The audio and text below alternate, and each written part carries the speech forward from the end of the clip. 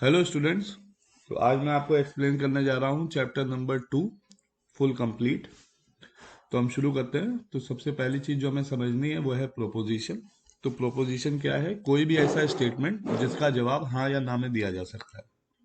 जैसे मैं कहूँ कि इट इज़ रेनिंग आउटसाइड, तो इसका जवाब हाँ या ना में दिया जा सकता है, तो उसको हम कहेंगे कि ये क्या है? प्रोपोजिशन। आप रेफर कर सकते हैं अपनी बुक में पेज नंबर 64 पे।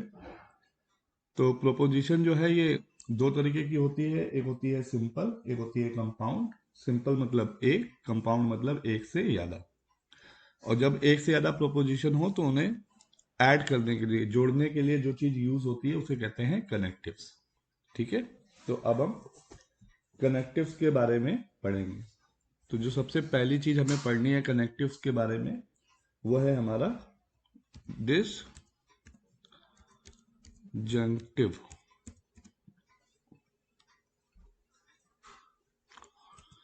तो डिसजंक्टिव का मतलब क्या होता है? इसका मतलब होता है और।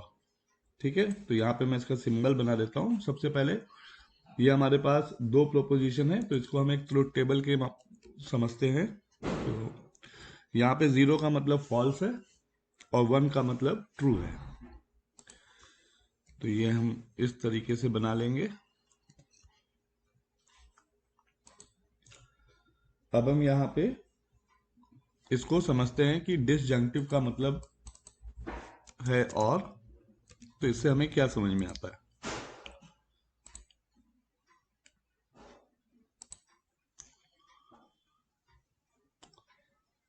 तो सबसे पहले इसका सिंबल समझते हैं। तो अगर हम कहें एक्स प्लस वाई,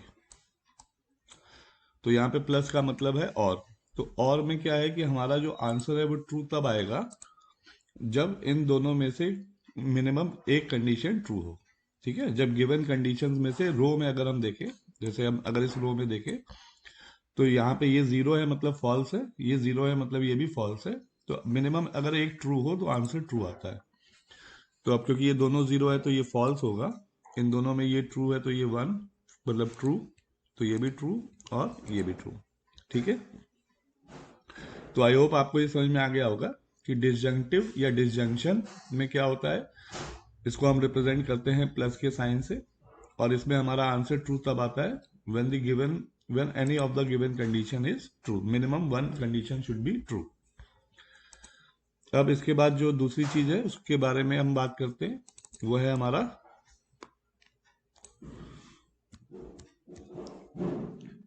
कंजंक्टिव। तो कंजंक्टिव क्या है? ये है एंड। इसको हम जो है डिनोट करेंगे डॉट से। तो जैसे अगर मैं यहाँ पे लिखूं एक्स डॉट वाई, तो इसका मतलब है एक्स डॉट वाई का मतलब है एक्स एंड वाई। तो इसमें हमारा आंसर ट्रू तब आएगा when all the given conditions are true. तो हमारा जो आउटपुट आएगा वो आएगा जीरो जीरो जीरो वन। क्योंकि ये जो लास्ट रो है यहाँ पे एक्स और वाई दोनों ट्रू हैं। वन का मतलब ट्रू और जीरो का मतलब फॉल्स। बाकी किसी भी रो में दोनों ट्रू नहीं है, इसलिए खाली लास्ट रो में ही आंसर आएगा ट्रू और बाकी सब में आंसर आएगा फॉल्स। इसके बाद हम बात करते हैं बाय कंडीशनल की। तो सबसे पहले हम बात करेंगे कंडीशनल की, इफ एंड ओनली इफ। तो वो है हमारा इम्प्लीकेशन।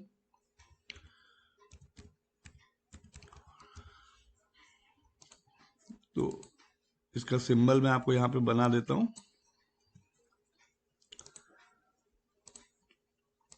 इसको हम कुछ इस तरीके से डिनोट करेंगे एक्स इम्प्लीकेशन वाई। तो इसमें हमारा आंसर फॉल्स तब आएगा, पहले मैं यहां पे लिख देता हूं आउटपुट।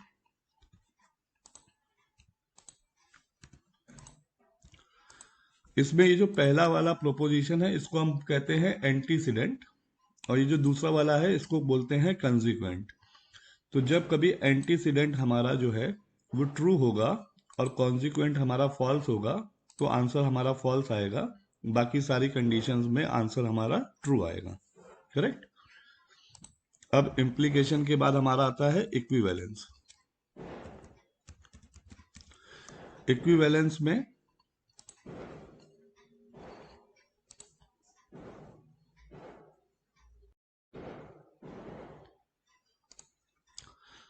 तो बात करते हैं इक्विवेलेंस की। तो इक्विवेलेंस में ये पहले मैं इसका सिंबल बना देता हूं, फिर हम इसको समझ लेते हैं। तो ये कुछ इस तरीके का होगा, x इक्विवेलेंस y।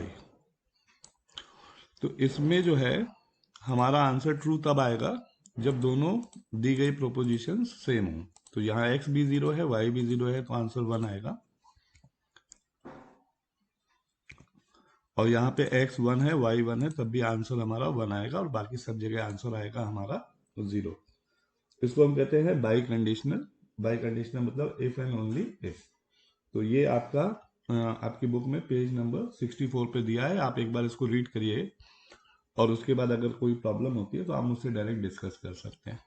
ठीक है, अब हम आगे चीजें को समझ लेते हैं।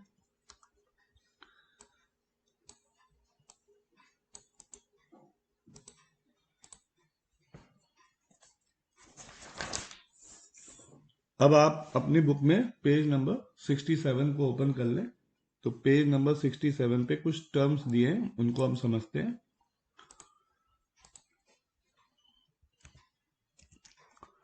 तो यहां पे सबसे पहले दिया है कंटिंजेंसीज।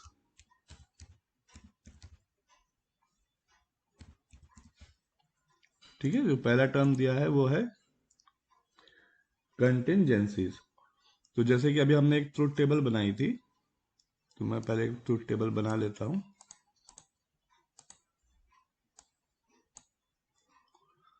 तो जैसे कि ये हमारा x है, ये y है,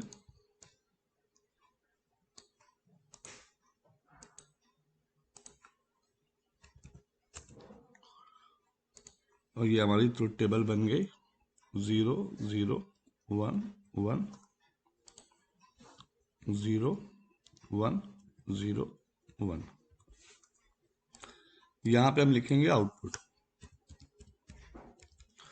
मान लेते हैं कि कोई हमारे पास ऐसी ट्रुथ टेबल है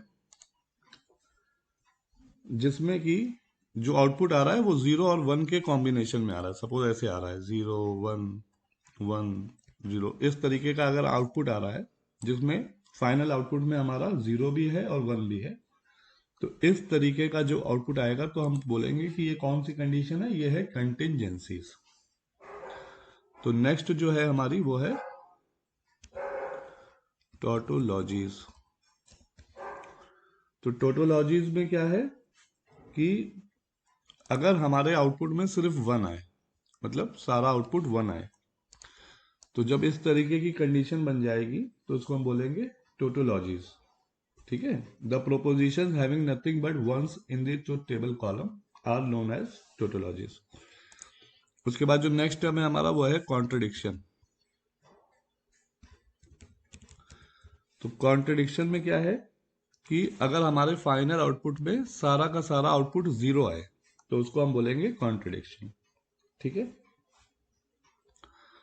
ओके। और अब जो नेक्स्ट है हमारा वो है कंसिस्टेंट स्टेटमेंट।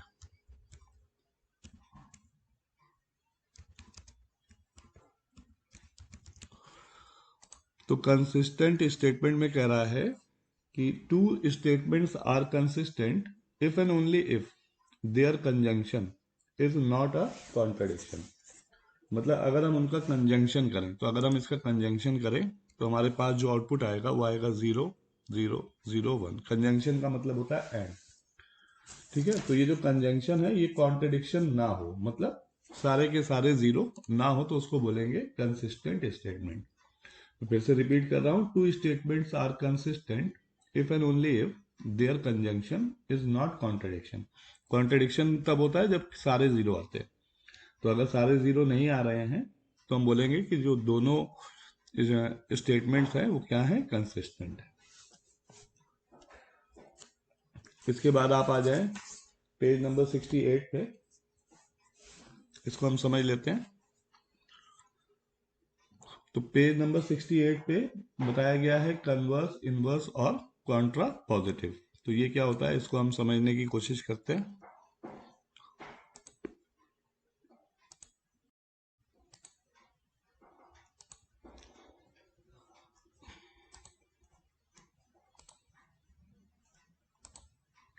देखिए जैसे कि मान लिया कि हमारे पास एक कंडीशन है x इम्प्लीकेशन y, करेक्ट। और हमारा जो क्वेश्चन है वो कहता है कि आप इसका कन्वर्स बताइए। तो x इम्प्लीकेशन y का कन्वर्स क्या होगा? देखिए जब हम कहते हैं x इम्प्लीकेशन y, तो मतलब ये जो पहला वाला है ये एंटीसीडेंट है और ये जो दूसरा वाला है ये कॉन्सिक्वेंट है। तो अगर हमें इसका कन्वर्स निकालना है तो ये क्या होगा, ये दोनों अपनी जगह चेंज कर लेंगे। तो मतलब जो आउटपुट आएगा वो आएगा y इम्प्लीकेशन x। ठीक है, तो इस कंडीशन को बोलेंगे कन्वर्स। ये हमारा क्या हो गया, कन्वर्स। ठीक है, एंटीसीडेंट और कॉन्सिक्वेंट क्या करेंगे, अपनी पोजीशंस को इंटरचेंज कर लेंगे।